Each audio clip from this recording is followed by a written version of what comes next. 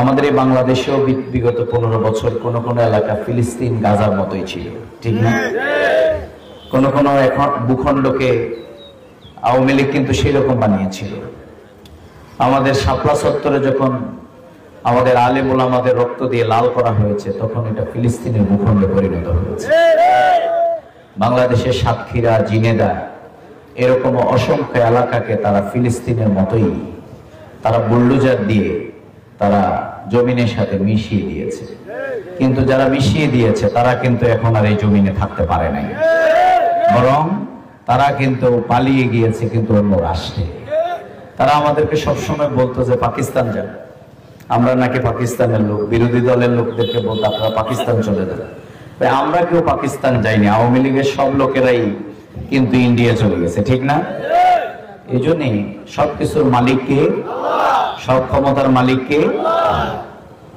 আর এই বাংলাদেশে এই ঈদের সবচেয়ে কষ্ট, গতকালকে আমরা ঈদ উদযাপন করেছি, কিন্তু বাংলাদেশের অসংখ্য পরিবারে কিন্তু ঈদের আনন্দ ছিল। যারা এই বিপ্লবে শহীদ হয়েছে, বিশেষ করে ওই মায়েদের, ওই পরিবারে কোনো ঈদের আনন্দ নেই।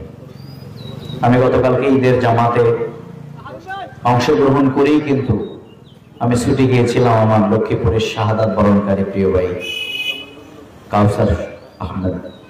কাউসার হোসেন বিজয়ের বাড়িতে। তার বাবাকে বললাম যে কি অবস্থা, কেমন আছে? বলল যে সারা রাতে আমরা কান্নাকাটি করেছি।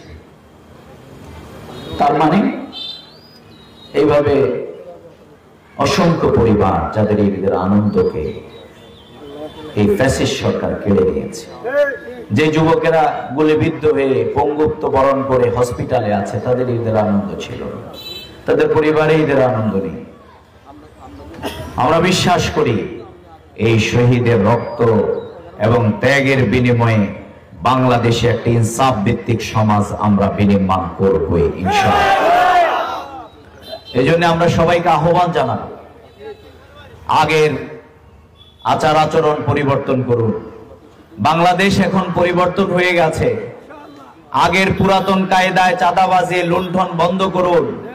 মানুষের উপরে নির্যাতনের পরিকল্পনা এখন আর জনগণ মানবে না, বরং যারা মানুষের উপরে নির্যাতন করবে, যারা মানুষের উপরে সেই স্টিম রোলার চালাবে, কিভাবে এই শক্তি, জনগণের শক্তি এটিকে উপড়ে ফেলে 5 আগস্ট সেই ফ্যাসিস্টটা হচ্ছে তার সবচেয়ে বড় প্রমাণ।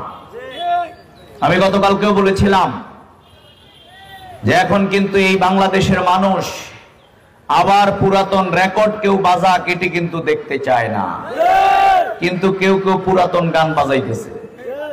গান যে এখন আর মানুষ নতুনটা ছাড়া শুনতে রাজি নেই।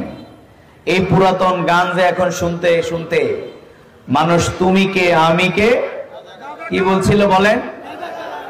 সবাইকে শেখ হাসিনা ট্র্যাগ লাগাইছে, যেই বলতো তার বিরোধী হইলে বলতো কি রাজাকার। আর ছাত্ররা স্লোগান তুলছে তুমি কে আমি কে, এই স্লোগান দিয়ে তাকে কিন্তু পালানোর ব্যবস্থা করেছে। সুতরাং প্রয়োগ যেটি হয় এটার বিপরীত প্রয়োগ কিন্তু আছে।